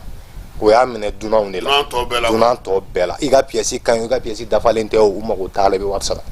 mais Burkina ye ne ye chef de poste yɛrɛ approché n ko minnu ka pièce dafalen don n ko pourquoi ils vont payer ne y'o fɔ dɔrɔn a ye ne filɛ a kelen ka ne filɛ a ko ko c'est une erreur a sinna ka o pièce 25 di ne ma ko ne ka to o di 5 min fana bɛ yen ko je te fais confiance donc ça fait 1000 francs an ka jamana sariya de y'a fɔ et puis reçu b'a la a y'a nin fɔ ne ye nin fɔ cogo la non y a pas de souci minnu ka 5 filɛ nin bolo n taara u ye 200 di chauffeur kɛ ma chauffeur kɛ nana a y'u bɛɛ ka reçu minɛ ka n'a d'u ma a donc a tɛ taa ten a tɛ non i tɛ taa n'a ye ten pièce de reçu de bɛ di ka tila ka justificatif k'a la pour que n'i sera ɲɛfɛ a ka dɔn k'a fɔ k'i ye wari sara nin yɔrɔ in na voilà bon an nana se Bobo Julaso fana ala y'a kɛ Bobo bɔyɔrɔ de la u nana a fɔ ko 600 bɛ minɛ mɔgɔw la mais en réalité moi je n'ai rien payé minnu fana ka pièce kun dafalen don depuis Faramana poste fo ka taa se Ouagadougou bɛɛ tugura ne kɔ parce que en réalité ne n'u kun bɛ échanger minnu kɛ ils ont compris ça les agents ont facilement compris et puis u tugura n kɔ ɔ n segintɔ fana ne ko e ko wari sara in na ko a bɛ daminɛ 200 la ka taa se 600 ma bon Mali ta ka ca ni o ye kuma dɔ fan dɔ i bɛ 800 sara fan dɔ i bɛ 600 sara minnu bɛ 800 ni 600 ni 200 voilà mais ninnu fɛ yen nɔ 400 200 bon a bɛ dépend 400 yɛrɛ fana n'o y'a sɔrɔ i ka pièce expiré la a mɛnna pièce foyi t'i kun min ka surun expiration ou bien min expiré la dɔɔnin dɔrɔn o de la o bɛ 400 minɛ sinon a bɛɛ 200 200 et puis reçu bɛ k'a la k'a d'i ma mais anw fɛ reçu ko kuma t'a la i tɛ se ka kuma mɔgɔ yɛrɛ hali agent minnu bɛ yan k'a k'i bɛna intervention kɛ k'i bɛ kuma a tɛ kɛ sira kan non kuma t'a la yɛrɛ e ye joli sara i ka taa ni ka segin la ne ma fɛn sara e ka papier kun ka ɲi carte biométrique dɔrɔn de kun bɛ ne kun ka taa n'i kumara ne fɛ ne fana bɛ kun i fɛ de an bɛ kuma de an bɛ ɲɔgɔn fɛ o sinon k'a fɔ k'i bɛ minɛ ka nɔnɔ o kuma t'a la mais an segintɔ fana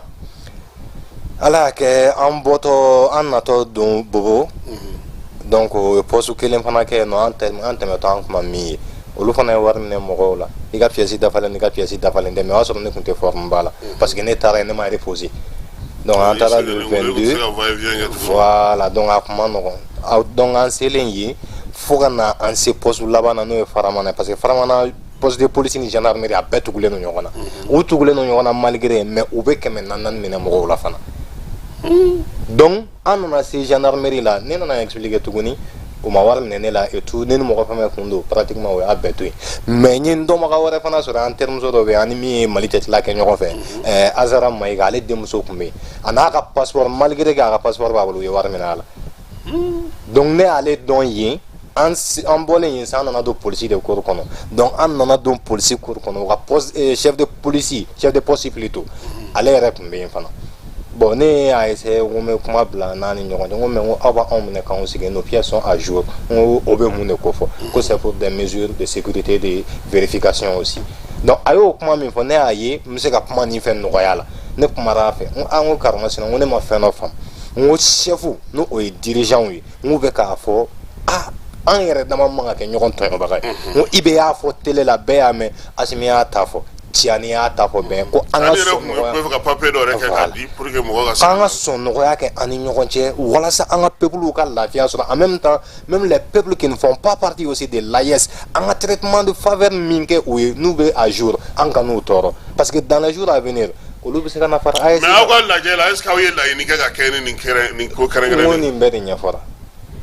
ne de taara ni nin kun tɛ thème kɔnɔ mais ne ye nin difficulté minnu ye ne taara nin kuma de exposer donc nigérien fana y'a ta ɲɛfɔ donc fɛn min yɛrɛ ale fana sɛgɛnna ale fana ye dɔɔnin kɛ donc fɛn minnu don a ti ɲa fɔ ɲɛmɔgɔw de ka kuma u ni ɲɔgɔn cɛ ka rigueur don baara la pour que jamana kɔnɔdenw olu de ka lafiya sɔrɔ donc n'o tɛ solution t'a la donc chef de police min bɛ yen chef de poste min bɛ yen a ye ne ta ka taa ne sigi kɛrɛfɛ a bɛ ka kuma a ko jara k'i nana cadre min kɔnɔna la ko c'est salutaire ko mais ko inquiétude kelen bɛ ne la a y'a ka inquiétude ɲɛfɔ ne ye n kan to a ma n ko bon n ko n'o ye inquiétude ye n ko inquiétude baden bɛ anw yɛrɛ la n ko parce que n ko injustice sociale n ko ça ne profite ni aux citoyens ni au pays ni à l'image de l'AES ni à vous ne y'o kuma ɲɛfɔ. mais est ce que e ye mɔgɔ ye min degunna kosɛbɛ ko in bolo wa c'est à dire k'ale taara ka mɔgɔw an tatɔ k'ale taara ka mɔgɔw to siɲɛ fila an segintɔ k'ale cogo di k'ale taara ka mɔgɔw to fɔ siɲɛ fila ko mun na polisiw y'u sigi ko mun na ka Mali dugukolo sanfɛ yan u ma wari sara wari tun t'u bolo u ma don bon u bɛ don cogo di après de o tilara ka fɛn dɔ kɛ mɔgɔ kelen an natɔ la mɔgɔ kelen kari tun nana k'a to Kucala la mais après a nana an sɔrɔ ɲɛfɛ u y'aw ta quoi o nana an sɔrɔ ɲɛfɛ donc an y'o ladon an nana ayiwa an bɛ tila ka segin AES la pour que mɔgɔw ka se k'i ka tagakun faamuya baro sigi kun dakun kun ye 3 ye ko danfara jumɛn bɛ colonisation ani décolonisation ni ɲɔgɔn cɛ a ye mun fɔ o ko la ye bon colonisation bɛɛ y'i ka faamuya cogo de ɲɛfɔ colonisation kun ye tubabu yɛrɛ nana don anw kan ni sira minnu ye o donna ni sira minnu ye i n'a fɔ u ka tubabu sɛbɛnnikɛla minnu bɛ n'u tubabu ɲɔgɔn yɛrɛ olu faga i n'a fɔ Jean Siré Canal b'a fɔ cogo min na ko tubabu ma farafin jamana kelen minɛ n'u ma passe farafin dɔw fɛ ka farafin bila u ɲɛ ka farafinw minɛ pour que u ka se farafinw na donc an y'a ye k'a fɔ tubabuw de nana directement ka na farafinw minɛ o la mais bi néocolonialisme kɔnɔna la u ye mécanisme de to yan anw farafinw yɛrɛ bɛ ɲɔgɔn bisi ka ɲɔgɔn tulu bɔ k'an yɛrɛ affaibli olu bɛ na privilège fitinin proposer an ka mɔgɔw ye donc u bɛ sɔrɔ ka na u sago sɔrɔ an ka jamanaw kɔnɔ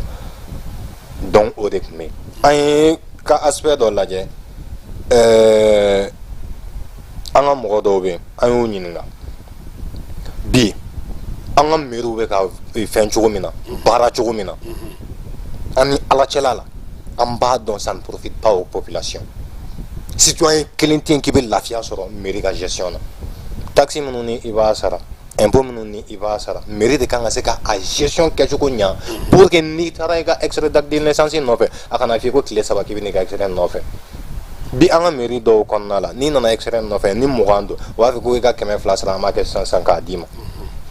bon o b'a fɔ ko population de ye corrompu ye ou bien ko o de bɛ ka corruption kɛ ko ka accompagner mais c'est faux et archi faux ne ka na e nɔfɛ i ka boutique kɔnɔ en tant que commerçant i y'i ka fini ta 200 ne ka na fɛ k'i ka feere ne ma 150 ne b'a feere yan a bɛ feere yan merci beaucoup mais e min bɛ sara a kama kalo la ni jamana bɛ wari min d'i ma kalo la sisan tɛ suffit pas i yɛrɛ b'a dɔn k'a tɛ se k'i ka baara kɛ kana jamana di kumasuli ma bon bi an bɛ ka baara kɛ o kɔnɔna la bon an bɛ ka nin kelen-kelenna minnu noter nin ye tan Assimi ninnu k'o jija o ka injustice sociale u k'o ɲɛsin an ma ka rigueur don baara la pour que jamana kɔnɔdenw bɛ se ka au moins lafiya dɔɔni sɔrɔ u ka jamana kɔnɔ Kassim c'est honteux aujourd'hui Assimi ninnu ka nin tile la k'a fɔ ko dɔ ne ka se ka bɔ n yɛrɛ la ka na bin e kan k'e bolofɛn suɲɛ ou bien k'a minɛ i la an ka tila ka taa justice la e min bolofɛn suɲɛ na ka tila k'e minɛ k'e datugu tuguni ko parce que ko wari bɛ ne ko ne bɛ se k'o kɛ ko moi je peux corrompre les autorités judiciaires de la zone n'o kɛra ça veut dire que jamana ti bon ni o ma ko o tigi fɛ don n'a nata la n'a funteni na sisan ni saya bɔra ou bien n'a ye fagali kɛ sisan a bɛna fɔ ko mun de kɛra sisan c'est la négligence de l'État dans l'assistance de ses citoyens mais bi o nafa jumɛn bɛ anw ye an ko k'an bɛ fɛ ka taa AES la n'o ye fédération ye ani jamana wɛrɛw ka jɛ mais anw yɛrɛ n'existe pas non confédération nafa t'an kan bi il faut avoir le courage aujourd'hui k'an ka frontière n'an ka souveraineté ko ninnu k'a bɔ yen parce que anw ma na ni frontière ye tubabu de taar'u sigi Berlin vers 1885 ka na frontière bila an yɛrɛ dama ni ɲɔgɔn cɛ bamanankan bɛ fɔ Kucala cogo min na Kucalakaw bɛ kuma cogo min na o kelen de bɛ fɔ Bɔbɔjulaso donc i tɛ danfara yɛrɛ dɔn u ni ɲɔgɔn cɛ mais frontière in kɛra division ba de an ni ɲɔgɔn cɛ merci donc o fɛn minnu bɛ yen nɔ an bɛ se ka olu de yɛlɛma cogo de ka bɔ nin kɔnɔ cogo min na fo jamana kɔnɔdenw yɛrɛ ka kɛ témoin oculaire ye k'a fɔ tiɲɛ yɛrɛ la on a senti le changement réel dans notre pays n'o ma kɛ n'an ni mɔgɔ wɛrɛ farala ɲɔgɔn n'olu jogo ka ɲi ka tɛmɛ an ta kan o bɛ tila ka taa k'an to an bɛ se k'an nɔ la bon an ni irisiw bɛ ka baara kɛ an ni socialité fɛn fɛn bɛ ka baara kɛ olu ta y'u jogo de mais anw dɛsɛra k'an jogo mara an dɛsɛra ka baara kɛ de telle sorte que jamana kɔnɔdenw bɛ se ka lafiya sɔrɔ juge fanga de b'i la kodɔn de b'i la ne bɛ se k'a fɔ bi sous région in kɔnɔ Mali justice juge o forme compétence min b'u la a tɛ sous région mɔgɔ si la Mali police compétence min b'u la a tɛ sous région mɔgɔ si la mais en réalité u tɛ k'a bila jamana kɔnɔdenw ka service kɔnɔ pour le bien-être des citoyens siɲɛ fila dɔrɔn bilahi ka maa fila maa saba gɛn ka bɔ baara la pour délit majeur la ni a kɛra Mali kɔnɔ yan san b'a sɔrɔ an ye sira tilennin minɛ polisi bɛ ka bin mɔgɔw kan circulation na foyi tɛ bɔ a la de parce que en réalité olu de y'a ɲɛnabɔbaga ye ɲɛnabɔbaga mana kɛ binganibaga ye i bɛ t'i kalifa joona olu de b'a fiyɛ dɔrɔn ko fanga tɛ ɲɔgɔn kɔ bila u tɛ ɲɔgɔn kɔ bila contre qui contre leurs propres citoyens donc ni olu ma ɲɔgɔn kɔ bila contre leurs propres citoyens jɔn ta ye tɔɲɔ sisan mais est ce que yɛlɛma dɔ tɛ ka don o la dɔɔni kasi ma ma yɛlɛma fɛ yɛlɛma dɔ bɛ ka don a la dɔɔni dɔɔni an ma yɛlɛma dɔ santi fɔlɔ parce que dialogue bɛ kɛ wagati min na n y'a kuma ɲɛfɔ yan dugutigi minɛna k'a datugu galon kan jusqu'à présent mɔgɔ min y'a kɛ a bɛ liberté la a ma hali enquête wa tɛ ka hali enquête ka dugutigi datugu k'a datugu k'a ka baji bɔ a kan na o ye makɔrɔ min d'a ma a ye mun kɛ dɔ de nana ka dugukolo fereke hectare 60 n'o o ye verger ka na yiri 180 tigɛ ka bɔ a kɔnɔ mɔgɔw bɛ ka jardin min sen ka yiri 180 tigɛ ka bɔ a kɔnɔ ka taa huissier nɔfɛ o ni gardiw ka na ni gendarmew ka na kisɛ ci dugudenw na u yɛrɛ ka dugukolo nɔfɛ e ko e ta ye dugukolo est ce que Mala est ce que o y'a ko ɲɛ bɛɛ ye parce que yɔrɔtigi fana a fana ka version b'a bolo a ka version b'a bolo mais n'i y'a ye ka version bɛ k'i bolo k'i ye sanni kɛ dugukolo la dugutigi tɛ dugukolo feereli ko kalama duguden foyi tɛ qui est témoin aujourd'hui k'a fɔ ko ale ye dugukolo feere o bɛ se ka kɛ cogo di kuma in de bɛ yen a ye mɔgɔ min yɛrɛ ka dugu fana a ye minnu fana ka fɛn nakɔ fana tiɲɛ ka n'u ka foro tigɛ olu n'a ye sigiɲɔgɔn de aya an bɛ bɔ o kɔnɔ parce que o ye débat wɛrɛ ye o ye thème wɛrɛ ye an na tila ka na kuma o kan mais ne bɛ fɛ ka min faamuya nin wagati in na aw ye danfara jumɛn ye colonisation ni néocolonisation ni ɲɔgɔn cɛ colonisation o ye tubabuw nana directement yan néocolonisation u ye maa minnu former tel que i bɛ b'a fɔ cogo min na les valets locaux minnu b'an cɛla yan nɔ ɔhɔ bon olu fanga fana ka bon merci bon olu fanga fana ka bon donc o de ka gɛlɛn bi ka tɛmɛ colonisation yɛrɛ kan bon n'an y'a négliger dɔɔni nin tɛ kun bɔ nin tɛ kun bɔ n'i y'a fara ɲɔgɔn kan a bɛ kɛ kunba kelen ye dɛ donc a bɛ k'an bɛɛ ka ɲɛkumu sokɔnɔ jugu ni kɛnɛma jugu sokɔnɔ jugu de ka jugu dɛ voilà sokɔnɔ jugu de ka jugu bon anw yɛrɛ de bɛ ɲɔgɔn dun na bi bon Asimi ninnu u bɛ ka baara fɛn fɛn kɛ c'est salutaire an bɛ se k'a fɔ bi justice yɛrɛ bolo kan fɛn caman yɛlɛmana Bamakɔ n'a fanfɛla ninnu fɛ Bamakɔ kɔni tiɲɛ yɛrɛ la fɛn caman bɛ ka yɛlɛma mais togoda ninnu ɲinɛnen n'olu kɔ n tɛ n'i ka kuma tigɛ waati min na ni Mali yɛrɛ kɔnɔna na an tun bɛ min dɔn fɔlɔ n'i tun y'a mɛn i b'a fɔ ko rebelle k'a daminɛ 91 la ka na se fo pacte national signé ma n'a tun fɔra rebelle bɛɛ kun hakili bɛ jigin min na o ye burudamɛw ye k'olu de bɛ bin mɔgɔ kan mais 2012 ta an nana ye k'a fɔ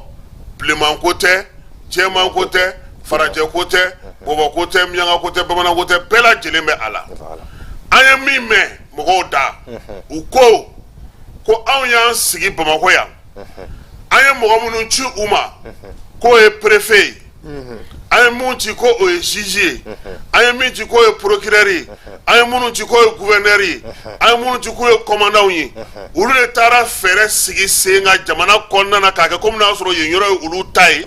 ka sariyaw boli mɔgɔw kan setigiw yɛrɛ dama de bɛ kɛ députéw ye setigiw de bɛ jɔyɔrɔw sɔrɔ ni ko tigɛra ni setigiw cɛ olu de bɛ jo sɔrɔ anw bolo faamaw tun kan ka leçon tirer nin na o ɲɔgɔnna wɛrɛ kana se ka kɛ an ka jamana kɔnɔ tuguni parce que an ka degun in an filɛ mankan min na nin n'an b'a la ko insécurité nin fana sen bɛ a la c'est ça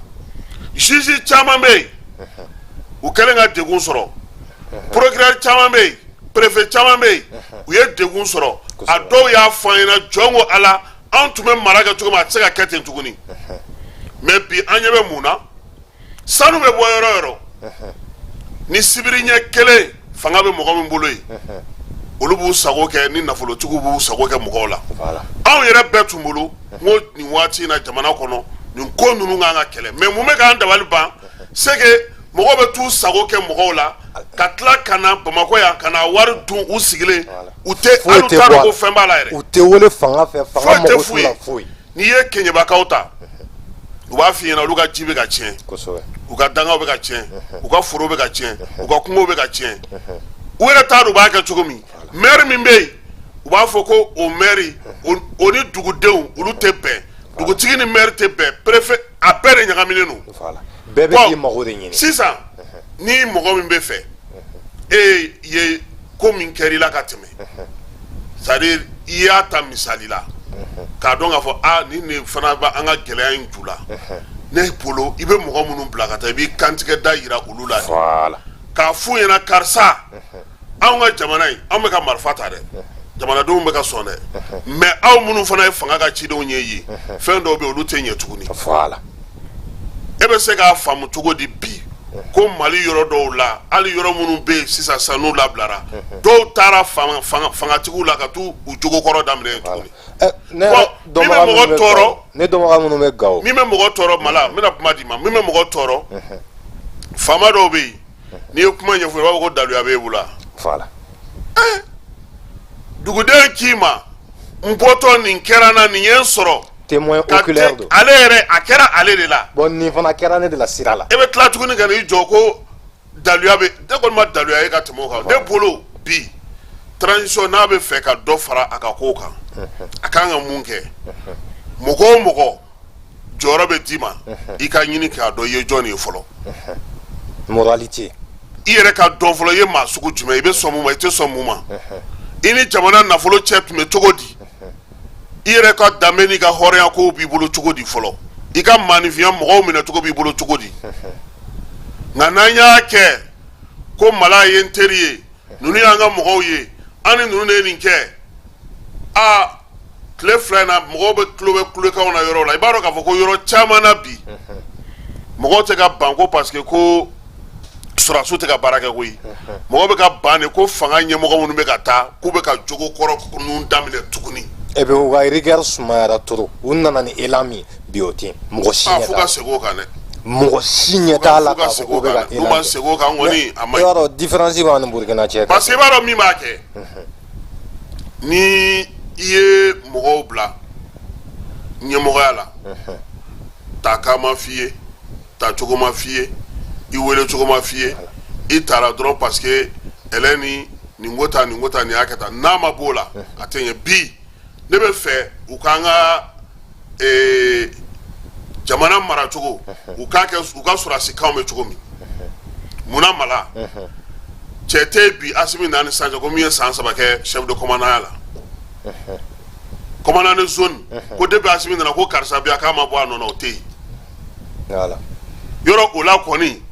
a tɛna fɔ k'i ye mɔgɔ tɔɔrɔ i ye mɔgɔ degun o tɛna fɔ polisiw bɛ munumunu cogo min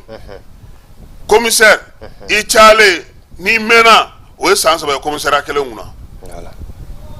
o maracogo in o dɔrɔn de ka ɲi parce que n'i y'a ye mɔgɔ e k'a jateminɛ mɔgɔ dɔw bɛ yen ko directeur régional de fɛn dɔw depuis anw fitinin olu b'a la fɔ sisan u ti taa u ti maa ci yɔrɔ kɛra u ta ye mais o bɛ se ka to yen cogo di ko o ni dugu commerçant ba man di o ni dugu zonba man di o ni dugu kojugukɛlaw man di o ni dugu koɲumankɛlaw o tɛ se ka ɲɛ o fo o de ka falen parce que olu yɛrɛ bɛ ka gestion militaire gestion i b'a dɔn ko pour que militaire gestion in ka di ne yan ne bɛ taa bi sisan Sevare n bɛ taa sɔrɔ Amara de bɛ yen 2 mois après ni nana ko non ko Amara bɛ front na ko il a pris une position avancée ou bien olu talen don 2 mois repos la fɔlɔ n'i y'o kɛ fanga tagabolo la Kasim i b'a dɔn parce que i b'a dɔn min bɛ k'an sɛgɛn mɔgɔ dɔw mana jɔyɔrɔ dɔw sɔrɔ ka ban u yɛrɛ bɛ ala deli sugu bɛɛ kɛ non nɛgɛhɔlaka kɔni ko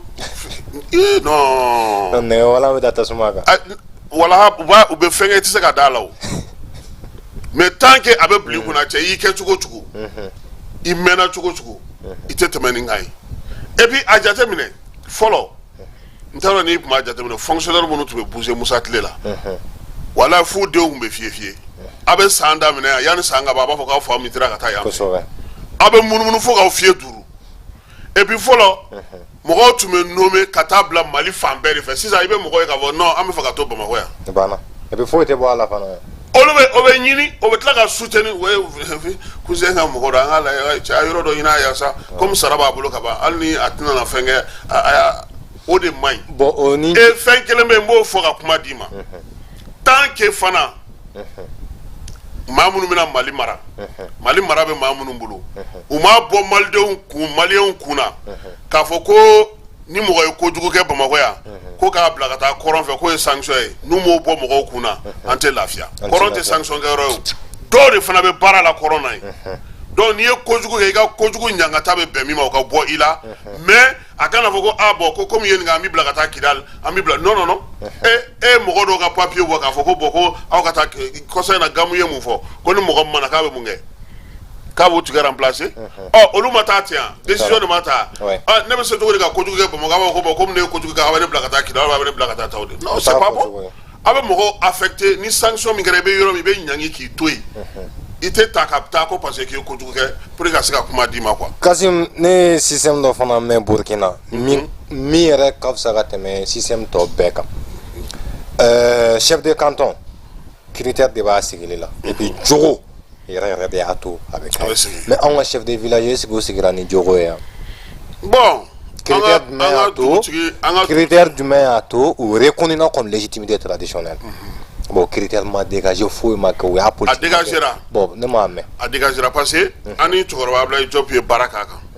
ya fa on définiment yoro do la wa fo ko dugutigi ga conseil olu be sugandi mais yoro do la ibta soro sisa ça dit dugutu mécanisme de suivi et d'évaluation tala ka fo ko ni dugutigi korale o beto o dugutigi ala tendo akla ka reconnu comme légitimité traditionnelle mais peut-être absaka ko dugutigi ra ka tan da ka dugudem fana kan peut-être a deme ka dugu fana faire pour que ka fana fana ke o parti ou fana merci beaucoup c'est pourquoi nya fo critèrement dégagé parce que tant que mécanisme ti kasim ame fait ka nimbara mais suivi évaluation be ke ketchuko mina fo fana de ka tugu ala donc a faire du main que ça ya ça ka se ka néocolonialisme keleke néocolonialisme keleka no ni on sera ka fara ɲɔgɔn kan parce que diɲɛ farafin jamana bɛɛ ni Nicaragua fɛn ka kuma ɲɛf'i déjà leur ambassadeur au Burkina Faso ale de fana kɛra ambassadeur ye qui travaille pour le compte du Niger aussi au fila b'ale bolo ale sigilen do yen k'u ye doléance kɛ Mali kɔnɔ yan nɔ mais en réalité an ka mɔgɔw sumayara parce que u ye ninnu ta bila Mali ta kɔfɛ mais ninnu ta dayɛlɛla joona ka kɔ Mali ta ɲɛ bon an t'a dɔn fɛn bɛ Mali ta la mais o y'a yira de anw dɔrɔn tɛ se k'a kɛ olu yɛrɛ minnu ye Nicaraguakaw ye olu minnu ye Cubakaw ye olu minnu bɛ Haïti olu minnu bɛ Congo u si kelen tɛ se k'a kɛ maintenant jɛra k'an tɛgɛ di ɲɔgɔn ma an bɛ partage d'expérience minnu kɛ an bɛ taa dɔ ta olu fɛ olu bɛna dɔ ta anw fɛ yan socialisme ye miirina kelen pewu dɔrɔn de jamana kɔnɔdenw ka bila lafiya kɔnɔ n'a fɔra bi fɛn na Cuba ji ye fu ye courant ye fu ye c'est ça le socialisme ɲɛma capitaliste tɛna a sago kɛ bɛɛ la jamana ka hɛrɛ la an camarade dɔ fana bɛ ale ka témoignage la ja ale bɔra Burkina ka taa Laginɛ bon ale tun tɛ jiko kalama Laginɛ mais ale bɛ Burkina jiko kalama donc ja ji ye fu ye yan fɛ et puis u ka courant ka nɔgɔn fana ka tɛmɛ Burkina ta kan donc ale de ye ala minɛ n'a bɛ ji utiliser a b'a utiliser dɔɔni dɔɔni n'a bɛ courant utiliser a b'a utiliser dɔɔni dɔɔni ko mais k'a terikɛ dɔ de nana a fɛ yen o n'a bɛ échange la a ka bureau kɔnɔ sisan ala y'a kɛ funteni y'o minɛ quoi o ko mun na k'a tɛ clim k'a la k'a ye kan d'a ma ko ko nin clim in bɛ suma cogo min ko n'i y'a k'a la ko kalo la n bɛna wari min sara ko n ka sara ka ca n'a ye ko e ka ko yan san 3 facture ko a tɛ tɛmɛ hali Burkina 75,000 kan donc k'a k'a dasi a la dɔrɔn depuis o fɔra ale ye non ale y'a dasi a la kalo la facture na d'a ma fɔ ale bɛ yɛlɛ tellement que là-bas la vie était moins chère qu'à nin fana olu de ye socialisme avantage ye jamana kɔnɔ merci beaucoup des centres d'intérêt olu ka épanouissement o de ye lafiya an ka laɲini ye o de ye et puis an bɛna continuer ka baaraw kɛ jamanaden bɛ se ka jamana tɔnɔ bɔ o de la bon n'o tɛ fɛn tɛ jamana kɔnɔden tɛ fɛn caman ɲini koyi n bɛ kalan cogo min na n bɛ baara sɔrɔ n bɛ siyɔrɔ sɔrɔ n bɛ se ka sécurité cogo min na n bɛ se ka n ka baara kɛ cogo min na comme il le faut yen nɔ yan yɛrɛ an tun ye priorité dɔw dégager anw yɛrɛ dama ni ɲɔgɔn cɛ déjà bi Mali kɔnɔ yarɔ an ka quartier foyi tɛ min jɔcogo ɲanen don merci beaucoup donc i bɛ taa du dɔ di dɔ ma a tɛ se ka entretenir a tɛ se ka foyi k'a la mais bi gratte-ciel bɛ ka jɔ diɲɛ socialiste jamanaw kan i mana k'ale multimilliardaire ye i bɛna don o de kɔnɔna la i ka prix ani fantan kɛnɛ ka prix bɛɛ ye kelen bi communicatif dɔrɔn lajɛ e ka a schéma lajɛ désorganisé len don carrew tɛ yen fɛn foyi tɛ yen nɔ mais foyi tɛ yen donc n'i ye gratte-ciel kelen qui peut contenir 1000 appartements 2 chambres salon ou 3 chambres salon a bɛ se ka kɛ 10 000 francs par mois n'i ye mɔgɔw bila a kɔnɔna la a bɛna dɔ bɔ mɔgɔw ka nata la a bɛna dɔ bɔ mɔgɔw ka diyagoya n ka wari ɲini cogo sugu bɛɛ la k'an sago kɛ dɔ la a bɛna bɔ mɔgɔw miirina la donc fo miirina de ka dilan an bɛ bi la an ka sini dilan an ka sini ɲɛsigi an ka sini ŋɛnɛ ɲɛsigi bon moro ninnu jɔra la fɛn min na o de ye nin et puis logements sociaux fɔlɔ yɛrɛ farafinna bɛɛ moro de y'a kɛ a kɛra badalabugu yan bon tuma tilara ka taa projet zaga min b'u fɛ yen bi projet zaga n t'a dɔn k'a ɲɔgɔn tɛ farafinna dɛ mais en réalité kasini donna a kɔnɔ i b'a dɔn ko so jɔra o ye jamana ka baara de panafricanisme miirina philosophie kelen de don farafin minnu bɛ jamana kɔ kan farafinna kɔ kan donc olu ni farafinna denw an bɛ se k'a jɛ k'an tɛgɛ di ɲɔgɔn ma toujours cogo min na parce que an kun y'a kɛ farafin ko ye mais nicaragüenw ni fɛn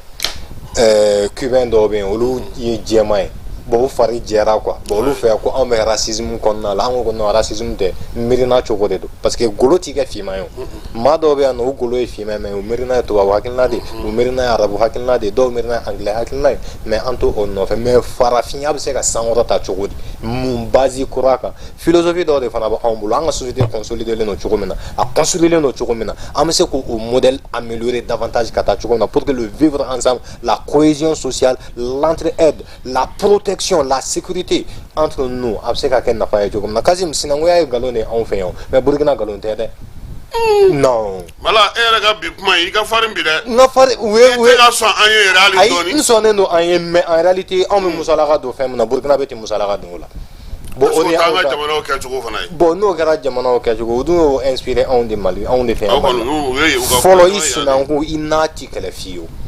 Burkina bi o bɛ yen ka gɛlɛn n'a ka kɛlɛ yen kɔrɔ ni dɔgɔ i b'a ko foyi mais bi anw de bɛ k'a chanter dɔnkiliw la ko balimaya man di sinjiya man di miirinaw de don a bɛ ka dilan société kɔnɔ bon n'o kɛra i bɛ siran i balima la i bɛ siga a la k'a sɔrɔ a ma fɛn k'i la u b'a fɔ minɛ dɔw caman b'a fɔ ko bi balimaya man di k'a sɔrɔ o ma bɛn ni balimaya ɲuman de ye ayi o yɛrɛ tɛ balimajugu yɛrɛ t'u bolo ko seulement u bɛ nin min bɛ dɔnkili la plus i b'a chanter plus i yɛrɛ bɛ tɛrɛ dɔ ɲini i balima la ka nkalon da a la o kan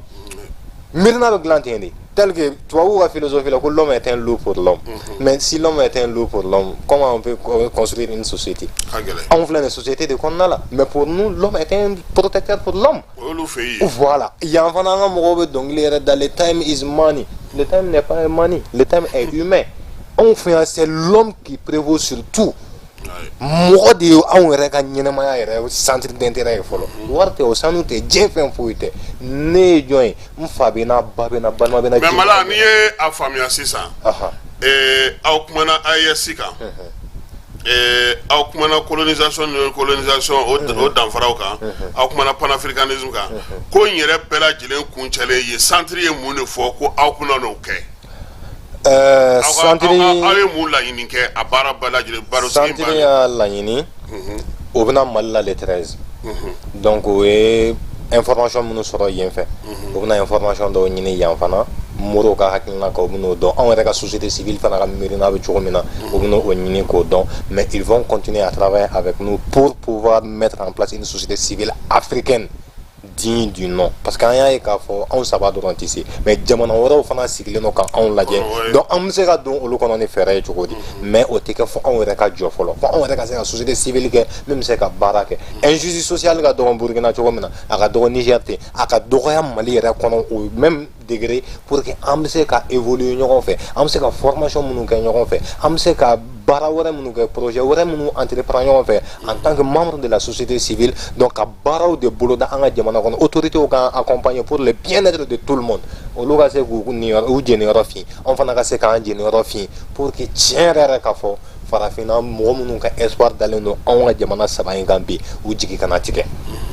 donc a tɛ taa formation kɔ a tɛ taa organisation kɔ a tɛ taa information kɔ a tɛ taa orientation jɔnjɔnw kɔ a tɛ taa baara ni cafin yɛrɛ yɛrɛ kɔ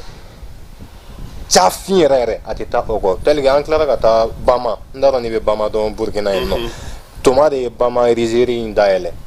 malo foro malo sɛnɛ yɔrɔ de don mais i b'a dɔn k'a malo bi a bɛ ka burukina bɛɛ bɔ wa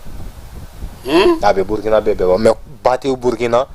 fɛn tɛ yen nɔ kɔgɔji tɛ yen mais kɔw de bɛ yen nɔ ani foraji awɔ ayiwa o ye centre o fana baaraw an bɛ se k'an ɲɛsin olu ma cogo minnu na pour que an ka jamana bɛ se ka dun ka fa sɔrɔ donc o fana réflexion an bɛna o bɛɛ porter sécurité fana bolo ma jamana kɔnɔdenw bɛ se ka ɲɛmɔgɔw dɛmɛ hakilina minnu kan miirina minnu kan donc olu fana baara bɛ kɛ école yɛrɛ fana an mago bɛ école sugu jumɛn na dɛ donc an y'o miirinaw fana kɛ proposition kun bɛ nin bɛɛ kan an mago bɛ ka monnaie commune dilan en même temps an bɛ fɛ frontière ko minnu b'an ni ɲɔgɔn cɛ ce sont ces frontières là qui nous divisent plus donc an b'a frontière bɔ an ni ɲɔgɔn cɛ fɛɛrɛ la cogo di ka peuple ninnu kungilenna kɛ kelen k'u brasser ɲɔgɔn na de telle sorte que mɔgɔ kana danfara dɔn ni jamana kɔnɔden ninnu ni ɲɔgɔn cɛ donc o baaraw bɛ kɛ cogo min na an y'o les réflexions e yɛrɛ sigilen ka na min ye maya grand maya ye aw yɛrɛ ye mun décider bon an ka mɔgɔw ta kɛra nisɔndiya ye mais en réalité ko dɔw ka nɔgɔn ni jamana nin kɔnɔ ni anw fana fɛ yen tiɲɛ dɛ bon o de anw yɛrɛ ka désespoir ba yɛrɛ da fa mugu jila ya k'a sɔrɔ a ɲigin t'aw da a bɛ gɛlɛya en même temps olu ka autorités fana bɛ ka baara kɛ de telle sorte que population civile o ka épanouissement a bɛ se ka kɛ mais jamana kɔnɔdenw mana fɛn o fɛn bolo da olu ni u tɛgɛ bɛ ɲɔgɔn bolo u ye baarakɛlaw choisir dɛ waridunaw b'u kɛrɛfɛ tiɲɛ don mais baarakɛla jɔnjɔn yɛrɛ fana o b'u bolo mais bi baarakɛla jɔnjɔn t'an ka autorités bolo mɔgɔ t'u bolo o ni min bɛ ka jɛ ka baara kɛ sur le terrain bɛɛ ɲɛ b'a la politiciens minnu b'u kɛrɛfɛ on voit comment ils fonctionnent on les connaît an n'u ye fɛn caman kɛ ɲɔgɔn fɛ bamakɔ yan an b'a dɔn u ka niveau ye min ye an b'a dɔn u ka laɲini ye min ye an b'a dɔn u ka mode de fonctionnement ye min ye an b'a dɔn u ka mentalité ye min ye mais n'u ti fɛ diɲɛ ka tigɛ mali la n'u ti fɛ sous région in ka tigɛ mali la pewu pewu u kana sɔn ka sunɔgɔ tuguni u k'u jija u ka kuma ninnu u k'a lamɛn u ka baara kɛ an bɛ fɛn min nɔfɛ u bɛ ka minnu fɔ u ka jɛ an k'a kɛ ɲɔgɔn fɛ. ayiwa ni kuma kuncɛ kuma min b'i bolo sabula an ka waati ale dɔ kɛra la. ayiwa an bɛ kasimu fo ka équipe de Diani bɛɛ fo ka maliyɛn bɛɛ fo ka santiri mɔgɔw fana fo a waga ka kamaradenw fana bɛɛ fo minnu bɛ mémorial kɔnɔ Prosper Simpore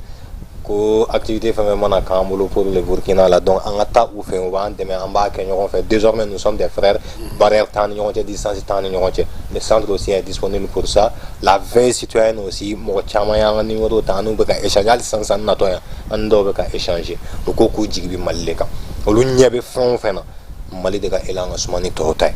donc n'an bɛ fɛn o fɛn kɛ an k'an jija an n'u ka bɛn élan kelen ni problème bɛ autorités de ni ɲɔgɔn cɛ k'u k'a kɛ Ala ni kira kosɔn u ka sabali u ka jamana kɔnɔdenw hinɛ minɛ u ka diɲɛ ka jigi o min dalen don ni AES in kan u ka miiri o la u yɛrɛ ka discordance dabila u ni ɲɔgɔn cɛ u yɛrɛ ka désordre dabila u ni ɲɔgɔn cɛ ni ɲɛjɔyɔrɔ kɛra désordre ye jigiya tɛ ye bilen o bon anw fɛ yen bi an t'a dɔn an b'an waso ni fɛn min ye bi Asimi bɛ ka fɛn dɔw kɛ bon an b'an waso ni olu ye mais en réalité base jɔnjɔn tɛ yen quoi olu de bɛna base dilan sisan mais o bɛ dilan cogo di tant que an ɲɛ t'a sɔrɔ la an bɛ ka wuli k'an jɔ mais en réalité waridunaw de ka di minnu b'olu kuma kulokɔrɔ kuma dumanw f'u ye olu bɛ bila sa olu bɛ bila n'o bɛ bila n'olu m'o sira dɛ parce que o tɛ laban a lajɛ bi an k'a kɛ gɛlɛya a kun bɔlen e ye jɔn nin ye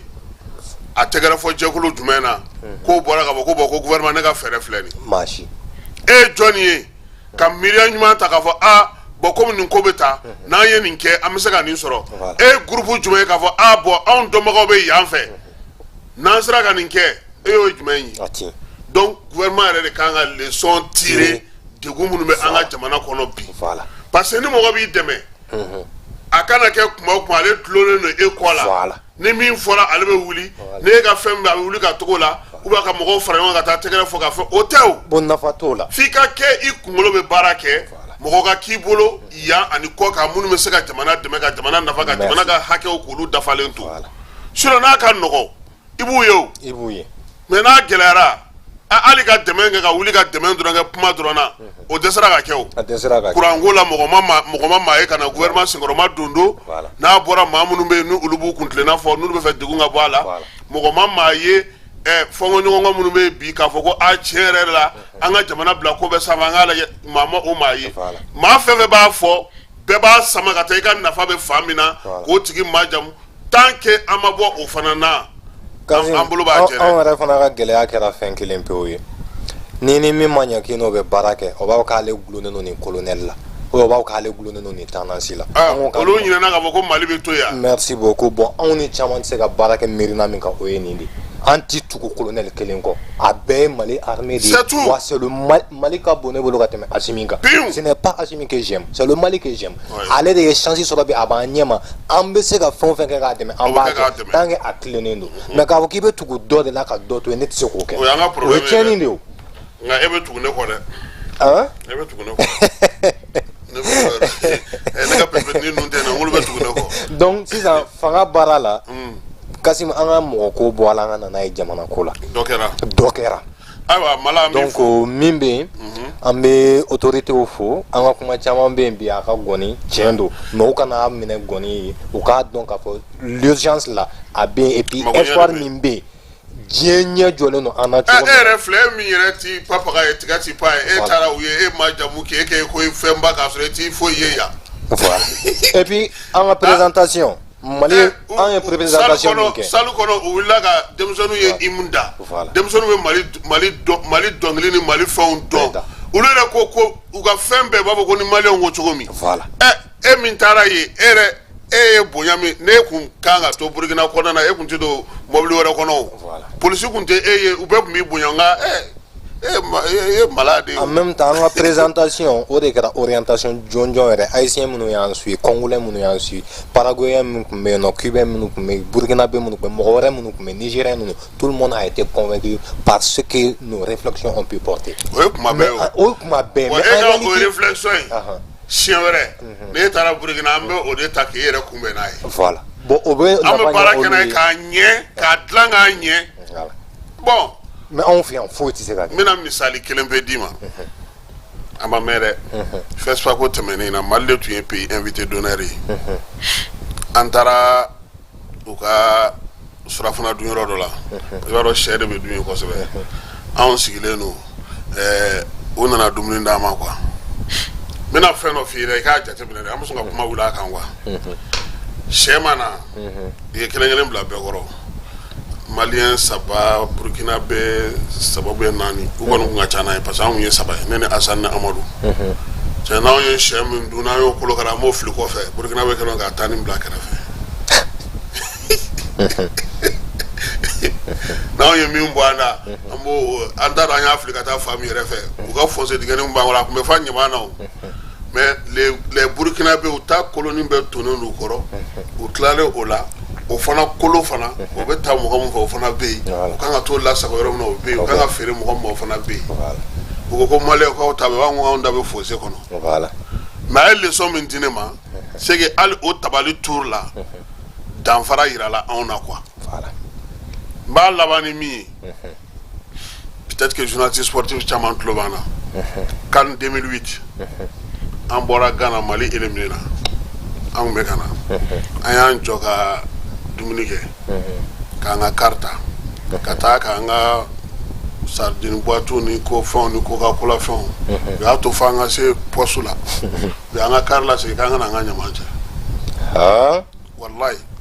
Mali journaliste sportif bɛɛ tulo bɛ na CAN 2008 u y'a to fo an ka taa u ɲɛ b'an na ye u y'a to fo an ka taa u tun bɛ se ka fɔ a y'a ka minɛnw cɛ dɛ mais u y'a to fo an ka taa ɲɛfɛ komi ka bɔ Bamakɔ yan sisan ka se Senu Baramali yɔrɔ la k'an lasegin ko n'a tun bɛ kɛ tan yan k'anw tɛna sɔrɔ ko yan bɛɛ ye ɲaman bɔnyɔrɔ ye c'est pour te dire que Burkina ne ma caniveau foyi dayɛlɛlen ye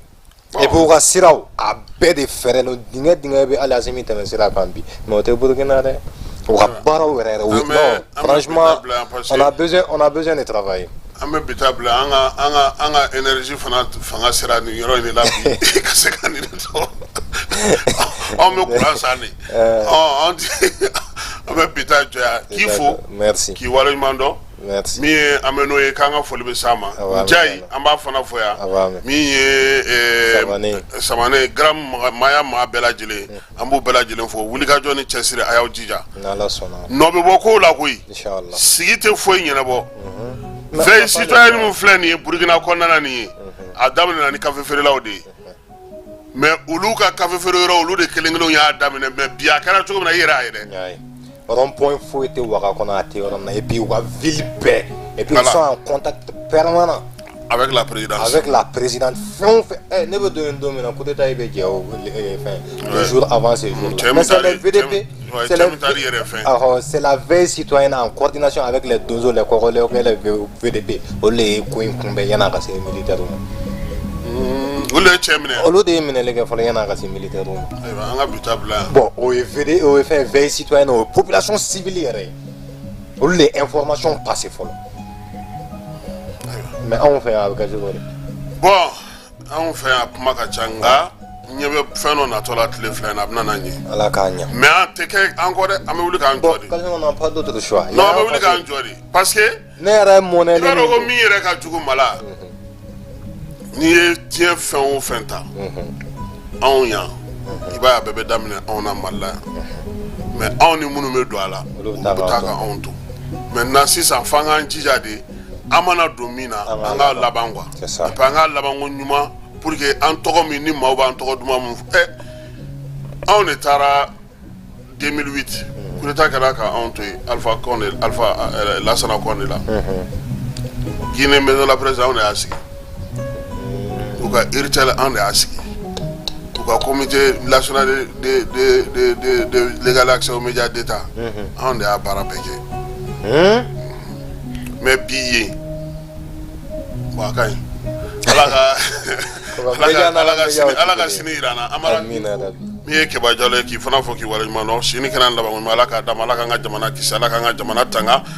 Mala i Jara